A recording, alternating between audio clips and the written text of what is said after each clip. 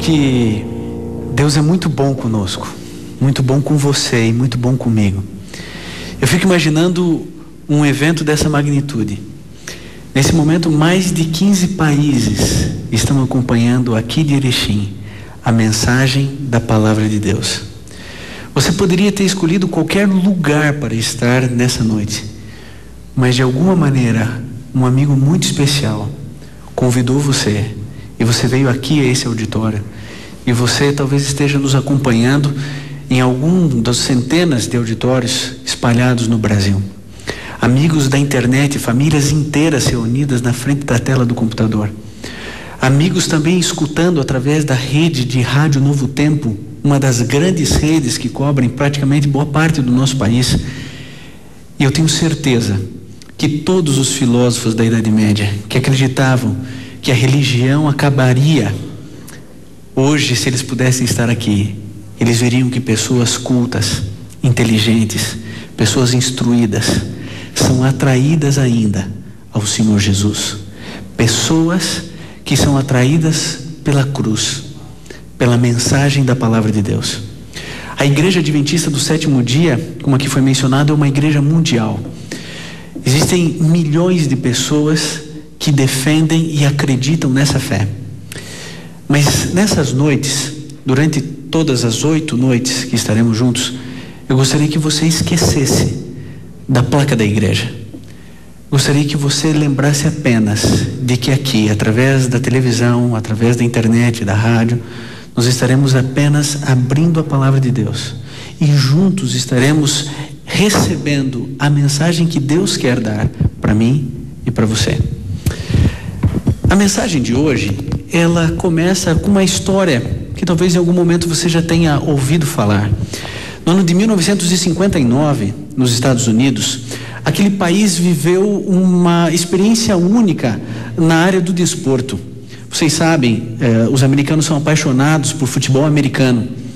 E naquele ano, de maneira específica, foi um dos anos mais equilibrados da Liga de Futebol Americano. E isso aconteceu não porque todas as equipes eram muito boas, mas porque 2, de maneira muito especial, eram fenomenais. Toda a imprensa esportiva da época trabalhava querendo saber quem será o grande campeão desse ano.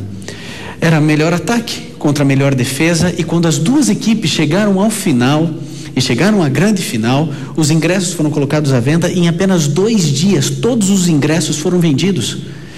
E horas antes da grande final, as multidões cobriam todas as ruas, as regiões. Quando os portões foram abertos, as multidões entraram, grossas fileiras de policiais separavam as 2 torcidas, e pela primeira vez na história do futebol americano, lá nos Estados Unidos, eles criaram um sistema de marketing onde as 2 equipes entraram ao mesmo tempo. Os apupos, os gritos, os fogos de artifício eram possíveis ser ouvidos a quarteirões de distância. Todos os Estados Unidos parou para poder saber quem seria o grande campeão daquele ano. Sabe, no primeiro lance da partida, algo inusitado aconteceu.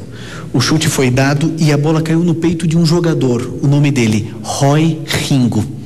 Roy Ringo pegou a bola e ele começou a correr numa agilidade, numa velocidade que até os cronistas esportivos, os locutores das rádios ficaram impressionados e não conseguiam acompanhar tamanha agilidade desse jogador que já era muito conhecido. E no primeiro lance da partida, Roy Ringo conseguiu fazer um touchdown na defesa menos vazada de todo o campeonato. Ele arrancou o capacete, bateu contra o peito, jogou a bola contra o chão e estava comemorando quando ele percebeu que alguma coisa estava errada, porque quem comemorava era outra torcida. E os seus colegas estavam cabisbaixos. Foi quando ele percebeu, por incrível que pareça, isso é história. No ano de 1959, Roy Ringo conseguiu fazer um touchdown, um ponto contrário nessa grande final. Foi uma decepção e uma desilusão para todos. O primeiro tempo acabou, todos desceram então para o vestiário, e aquele silêncio sepulcral que tomava conta de todo o vestiário foi rompido pelo treinador, que disse: todos aqueles que terminaram a primeira etapa voltam para o campo. O silêncio foi rompido mais uma vez, só que agora por Roy Ringo, e disse: professor, o senhor não está entendendo, o senhor não percebeu o meu silêncio, mas o meu silêncio está dizendo que eu nunca mais vou jogar futebol americano. Eu decepcionei a minha família, Eu traí as minhas convicções como um jogador. Isso é um absurdo. Eu serei motivo de piada dos amigos dos meus filhos, dos amigos dos meus netos. Eu entrarei para a história do futebol americano por causa desse fiasco que eu fiz. Eu não tenho coragem de subir de novo ao campo. Eu acabei com o sonho de toda uma torcida, de todos vocês. Eu simplesmente fiz um ponto a favor do time mais equilibrado de todo o campeonato, a defesa menos vazada. Hoje se encerra a minha carreira. Sabem, a história, o articulista que escreveu esse artigo, diz que o treinador se abaixou e se ajoelhou bem pertinho de Roy Hingle e disse assim: filho, o jogo ainda não acabou. Volta para o campo e realiza a maior partida da tua vida. A história diz que Roy Hingle voltou para o campo, fez 3 touchdowns a favor do seu time e eles se consagraram campeões. Feche seus olhos, curve sua fronte e vamos orar. Querido Pai, praticamente todas as pessoas desse auditório, dos mais diferentes cantos desse país e de outros países, eu não conheço. Não conheço a história de vida que cada um carrega no peito. Não sei que tipo de dor tem tirado o sono dessas pessoas. Alguns vieram aqui felizes porque estão precisando ouvir a tua palavra. Outros vieram aqui preocupados. Milhares de pessoas estão espalhadas em centenas, talvez milhares de auditórios de igrejas, querendo ouvir o Senhor falar conosco. Pai, cada um aqui tem uma história. O Senhor viu cada um de nós sendo formado no ventre de nossa mãe. O Senhor nos ama tanto, se preocupa tanto conosco. E às vezes nós não conseguimos perceber a dimensão desse amor. Pai, por favor, essa noite, fale conosco. Deixe de maneira mais clara, ó Deus, a intensidade do teu amor, como o Senhor se preocupa conosco, como o Senhor sofre quando choramos, quando o Senhor se entristece quando nós erramos, falhamos. Pai, esse programa tem como título Esperança para Viver. Nós precisamos dessa esperança. Nós clamamos e pedimos pela tua companhia em todos os lugares onde o sinal do satélite pode alcançar. Transforma a nossa vida no que for preciso. Certifique-nos daquilo que estamos fazendo de maneira correta para que possamos intensificar. E nesse momento, abra as nossas percepções mentais e emocionais para que possamos receber a tua mensagem de maneira que ela fale ao nosso coração e à nossa vida. Em nome de Jesus. Amém.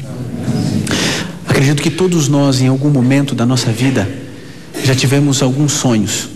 Alguns sonhos são mais realizáveis, outros são difíceis de serem concretizados. Seja como for, o nosso sonho sempre é bom. Quando o sonho não é bom, nós damos o nome de pesadelo. E nós não gostamos de pesadelos, nem dormindo, muito menos acordado. Agora imagine um dia Deus sonhar. E a Bíblia descreve que um dia Deus sonhou. Aliás, esse sonho do qual eu me refiro, dos tantos que Deus já sonhou, foi o sonho mais perfeito de todos os sonhos que Deus já sonhou durante toda a sua existência como Deus. E não foi a criação da nossa raça, mas Deus amou esse sonho, Deus planejou esse sonho. Dentro da perfeição existem níveis de perfeição. Um anjo criado por Deus é um ser perfeito, mas ele é inferior à perfeição do próprio Deus. Dentro das gradações que pode existir de perfeição, Deus criou um sonho na sua mente e trouxe esse sonho à realidade. Um sonho lindo, um sonho perfeito, o sonho do coração de Deus. Esse sonho é descrito no livro de Ezequiel, no capítulo 28, a partir do verso 11. Se você puder acompanhar na sua Bíblia, o livro de Ezequiel, no capítulo 28, a partir do verso 11, nós lemos a descrição desse sonho perfeito de Deus. E nós lemos assim, a partir do verso 11: Veio a mim a palavra do Senhor, filho do homem, levanta uma lamentação sobre o rei de Tiro e diz-lhe: Assim diz o Senhor Deus, Tu és o selo da perfeição, cheio de sabedoria e perfeito em formosura. Estavas no Éden, jardim de Deus. Cobrias-te de todas as pedras preciosas: o sárdio, o topázio, o diamante, o berilo, o ônix, o jaspe, a safira, o carbúnculo e a esmeralda. Os teus engastes e ornamentos eram feitos de ouro. No dia em que foste criado, foram eles preparados. Tu eras querubim da guarda, ungido, e te estabeleci. Estavas no monte santo de Deus, andava entre as pedras afogueadas. Perfeito eras nos teus caminhos desde o dia em que foste criado, até que se achou iniquidade em ti. Não foi fácil. Deus amou Lúcifer.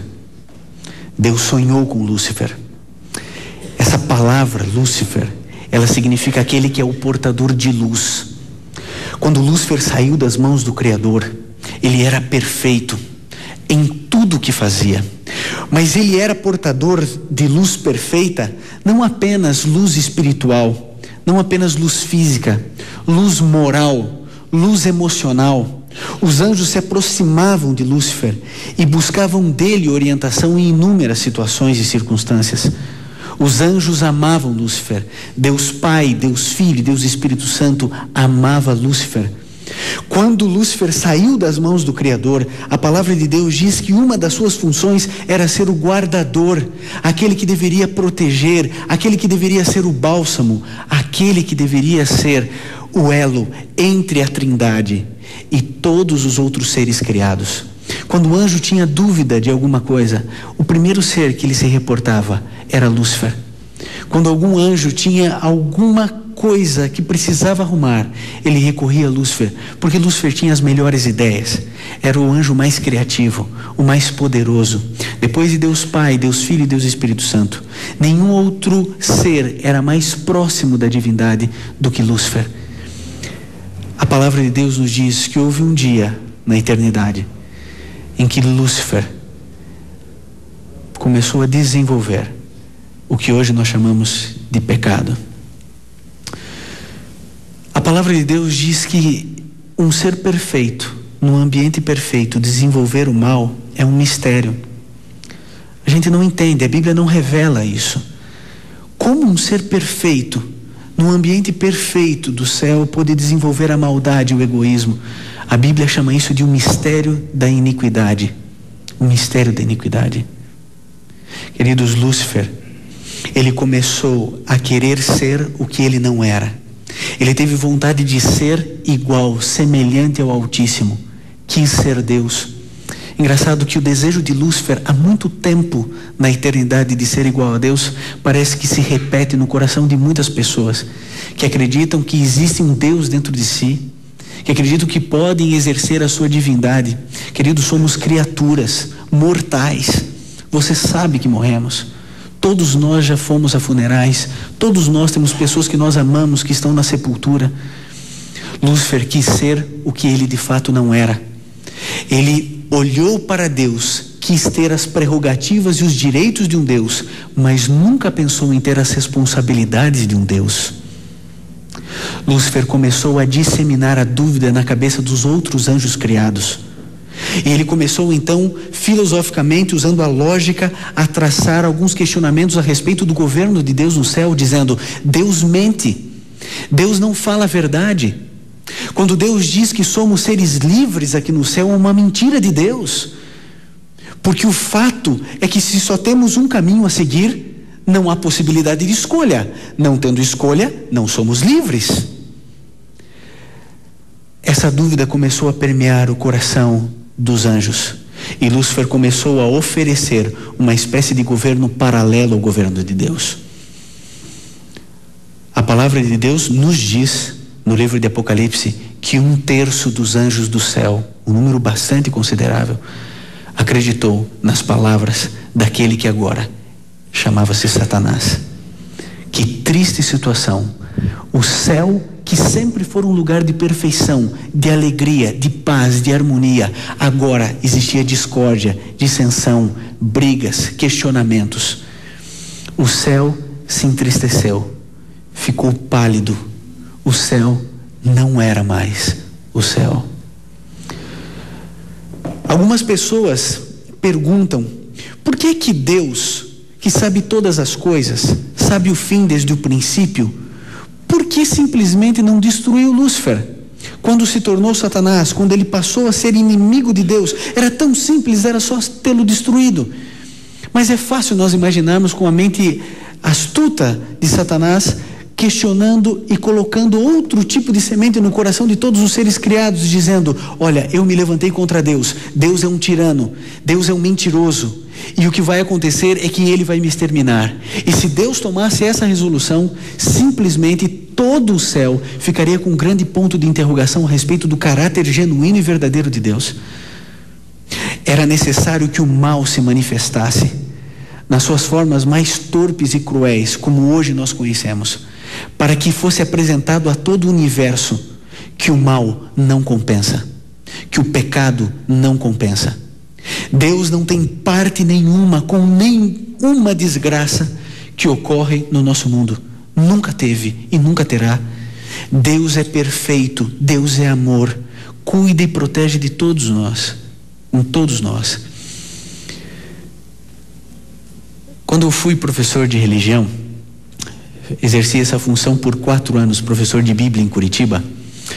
Alguns alunos questionando a respeito da origem do pecado em uma aula, eles perguntaram assim: professor, tudo bem, Deus poderia não poderia destruir Lúcifer, nós entendemos isso, mas era muito simples. Deus sabe tudo, professor. Eu disse: sabe o fim desde o princípio. Eu disse: sabe. Então ele sabia que Lúcifer ia se tornar Satanás. Eu disse: sabia. Então por que criou? Era só não ter criado e todos os problemas estariam resolvidos. Muito simples, só faltava isso, era só não ter criado. E eles, brincando comigo, falaram assim: professor, se Deus não tivesse criado Lúcifer, ele não teria se tornado Satanás, a gente não ia ter prova de química agora, estaria tudo resolvido. Eu respondi algo a eles que satisfaz as ansiedades do meu coração, não sei se vai satisfazer a sua, mas se Deus não tivesse criado Lúcifer, Deus não seria Deus, ele seria um grande manipulador. Se Deus simplesmente não criasse pessoas que não o obedecessem, ele seria um grande manipulador. Deus não é manipulador. Ele ama as pessoas. E Deus amou Lúcifer mesmo sabendo que ele se tornaria o seu principal inimigo. Esses mesmos alunos falaram assim: tudo bem, professor, mas então por que é que criou o planeta Terra? Poderia ter criado em outro momento, poderia ter nos criado agora. E eu disse: olha, pela mesma razão, Deus não é um manipulador. A maior prova de que somos livres é a capacidade que temos até mesmo de negar a existência de Deus, de dizermos não a um convite dele, de não querermos religião na nossa família, não queremos Deus na nossa vida. Nós temos liberdade para isso. Essa é a prova genuína de que somos verdadeiramente livres. Mas quando entra o aspecto da criação desse mundo, aí entra uma complexidade muito maior. Porque quando no Gênesis Jesus criou Adão e Eva e disse: olha, não comam do fruto da árvore da ciência do bem e do mal, porque no dia em que vocês comerem, certamente vocês vão morrer. Jesus omitiu algo tremendo, porque Jesus sabia que Adão e Eva iriam cair. Jesus poderia ter dito assim: Adão e Eva, por favor, não comam do fruto da árvore da ciência do bem e do mal, porque no dia em que vocês comerem, eu terei que morrer, eu terei de me tornar uma criatura, eu terei de passar pela cruz, eu receberei cuspe no meu rosto, eu serei chicoteado, eu serei espancado, e eu não quero passar esse cálice, eu não quero vivenciar tudo isso. Mas Jesus omitiu tudo aquilo, porque a obediência deveria ser por amor e não por dó, muito menos por medo. Existem pessoas que têm dificuldades de entender esse amor. Eu estava em Curitiba dando uma aula, apresentando provas filosóficas da existência de Deus. Eu estava todo empolgado com um jaleco branco, pó de giz no cabelo, explicando, e de repente eu vi uma menina que estava assim desse lado, perto da janela. E em algum momento eu percebi que ela estava completamente desligada, e a maneira como ela se portava me chamou a atenção. Você já viu adolescente querendo dizer para você que ela não está nem aí para você? Era o que essa menina fazia. Ela sentava dessa maneira na sala de aula. Ela sentava assim, ó, e ela mascava um chiclete assim, ó. Gente, nada contra os chicletes, mas máscara de boca fechada, por favor. E a menina lá, naquele canto, mascando chicletes, deitada praticamente na carteira, e eu pensei, bom, pelo menos ela está em silêncio, eu continuei dando minha aula. De repente ela ergueu a mão. Ela ergueu a mão e eu falei, está prestando atenção? Então vou perguntar. Fulana, o que foi que aconteceu? Ela disse assim, professor, vamos parar com essa palhaçada aí? Eu disse, como? Com essa palhaçada aí de prova de existência de Deus, todo mundo sabe que Deus não existe. Vamos falar de alguma coisa mais útil, uma coisa mais importante. Vamos falar sobre a clonagem naquela época da Dolly. Vamos falar sobre pena de morte, aborto. Vamos falar alguma coisa que a gente cresça. Vamos aproveitar bem a nossa aula. Nossos pais estão pagando aqui o nosso colégio, então vamos aproveitar bem essa aula. Gente, sabe quando o sinal bate assim, por Deus, o sinal bateu e eu pensei, que bom, porque eu não sabia o que falar para aquela garota. Mas os alunos começaram a sair para o recreio, eu comecei a cumprimentá-los. Bom dia, tchau, bom dia, ok, pode ir, bom dia. Eu esperando a menina. E a menina lá se enrolando, colocando as coisas na mala. Eu, bom dia, pode ir, vai com Deus. E de repente veio a menina com um sorriso amarelo, devagarinho, cabisbaixo. Eu falei assim, que história é essa? Uma ateia, aluna minha na minha sala? Não dá, não pode. Ela disse assim, não, professor, vamos fazer o seguinte, venha conversar. Vamos conversar. Eu disse, ok, quando? Ela disse, hoje. Eu falei, hoje? Ela disse, é. Eu falei, então às 2 horas. 2 horas fechado. Nem almocei aquele dia. Fiquei preparando todos os argumentos para que aquela menina pudesse sair dali orando. E eu peguei os comentários bíblicos, enciclopédias e a menina chegou pontualmente às 2 horas. Eu comecei a jogar os argumentos não surtiam efeito nenhum. A menina de 16 anos, o coração duro, de fato não acreditava na existência de Deus. E você sabe que existe uma metodologia muito simples para você convencer uma pessoa. Você usa um argumento mais simples para o mais complexo. E aí então eu fui crescendo naquele argumento e fui trazendo argumentos melhores e ela impassível. E eu comecei a continuar argumentos melhores e comecei a ficar preocupado, porque estava acabando os argumentos. E eu comecei a pensar, será que Deus existe mesmo? Sabem, eu não sei porque em algum momento eu falei alguma coisa e aquela menina começou a chorar.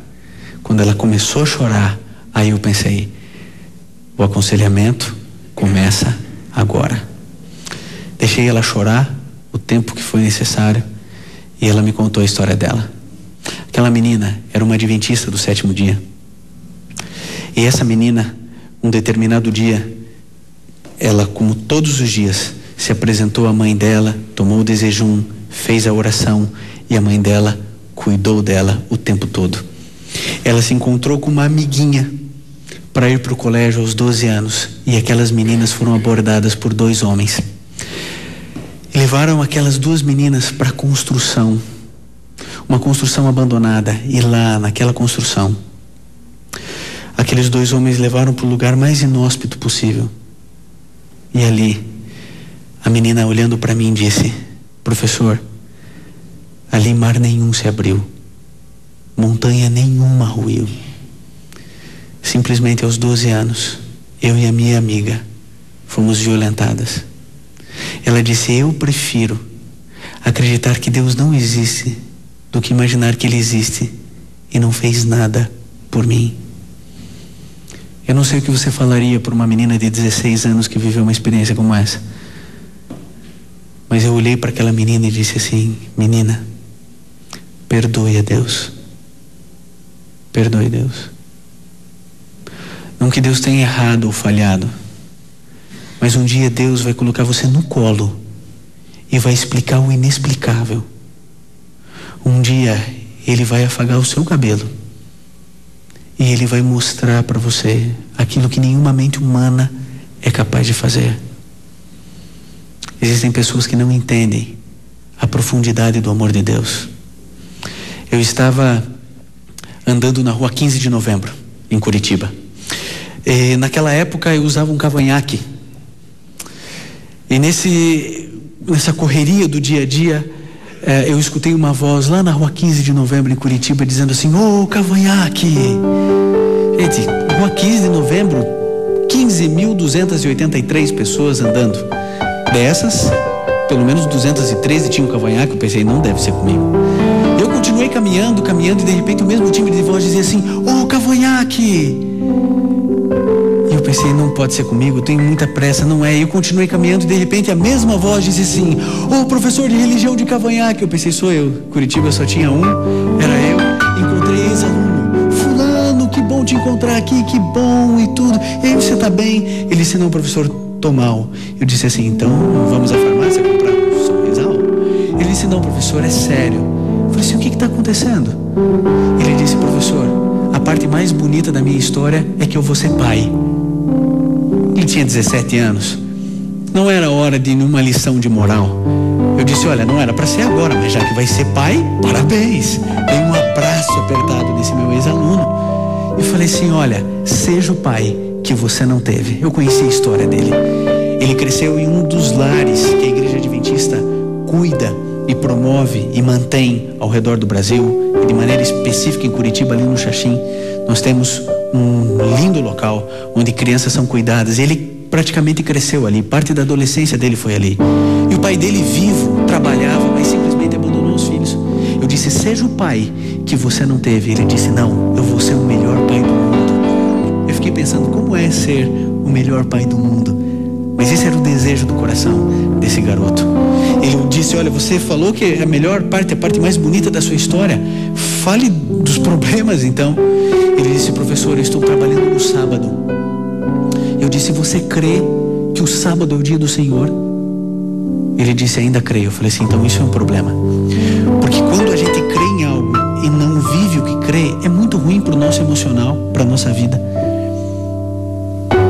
Ele disse: professor, eu tenho 2 trabalhos. Eu falei: 2 trabalhos? Todo mundo querendo um, você tem 2 com 17 anos, parabéns. Ele disse: eu trabalho num escritório de contabilidade. Esse é o trabalho de segunda a sexta. Eu falei assim: que bom, então larga outro trabalho, e aí você vai ficar de maneira equilibrada a sua ação com a sua consciência. Ele disse: mas o que dá dinheiro mesmo é um outro trabalho. Eu falei assim: ah é? Você está ganhando muito dinheiro? Ele disse: tô. E ele disse assim: ó, só para o senhor ter uma ideia, eu estou morando nesse prédio aqui, um prédio tradicionalíssimo em Curitiba. Eu falei assim: você está morando aqui? Ele disse: tô. Eu falei assim: que baita emprego. Ele disse: ó, professor, hoje estou aqui com um carro 0 quilômetro. Eu falei assim: olha, parabéns. E o que você faz? E nesse momento, esse meu aluno baixou a cabeça. Eu disse: não, fala para mim, o que você está fazendo? E ele olhou para mim e disse assim: professor, o senhor nem imagina. Eu disse: para, você me conhece.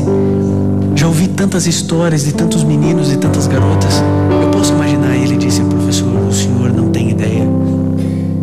Ele estava certo, eu não tinha ideia. Ele disse: professor, eu danço e trabalho numa boate gay aqui em Curitiba.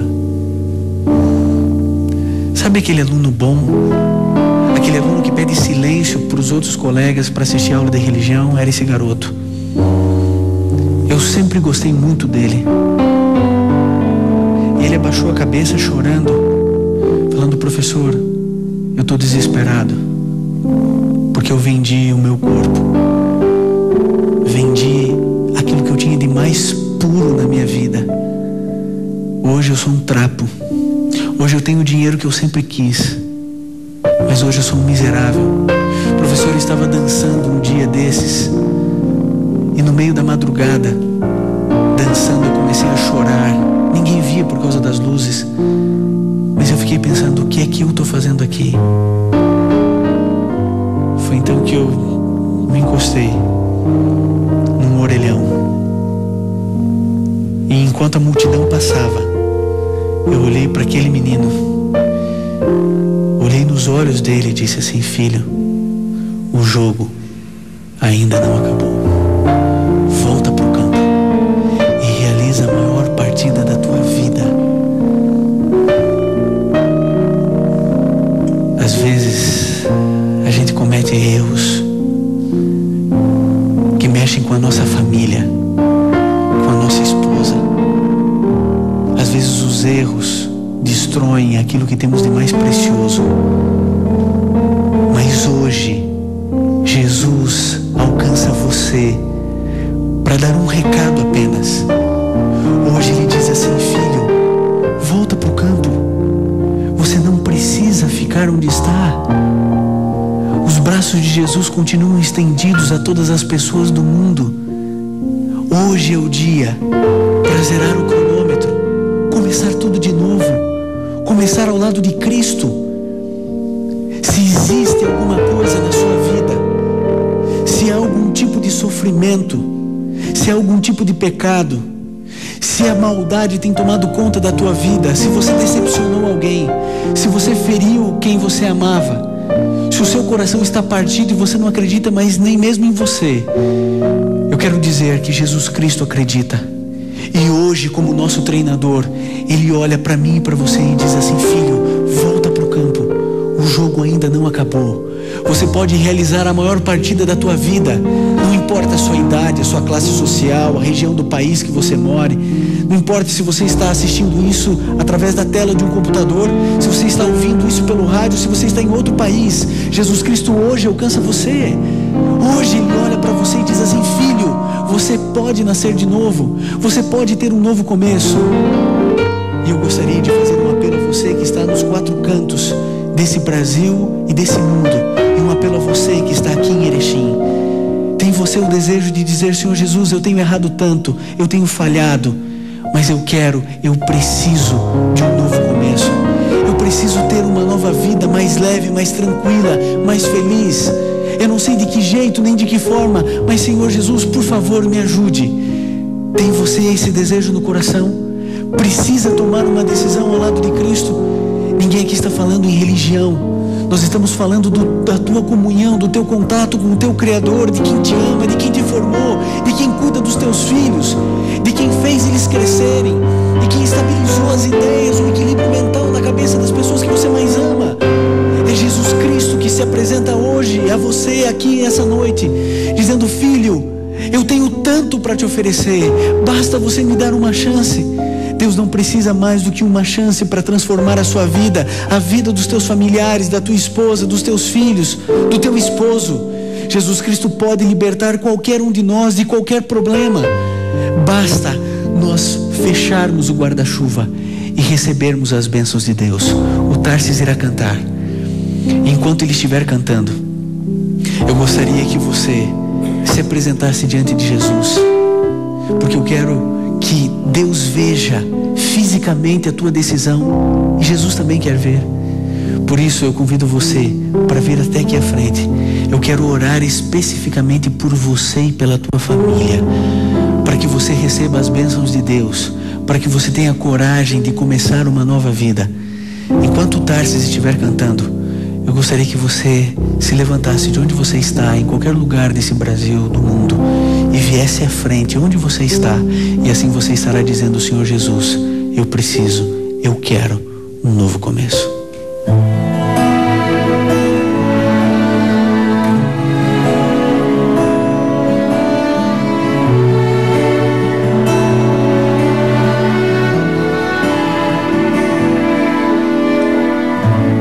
Eis-me aqui, a semana me cansou. Estava no trabalho, esqueci de ti, Senhor. Eis meu coração,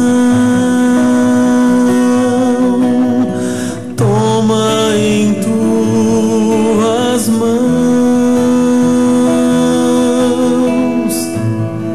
Eis-me aqui, meus pés não podem mais. Cansei de andar sem rumo, procurando meu lugar. Eis a minha dor, entrego a ti, Senhor.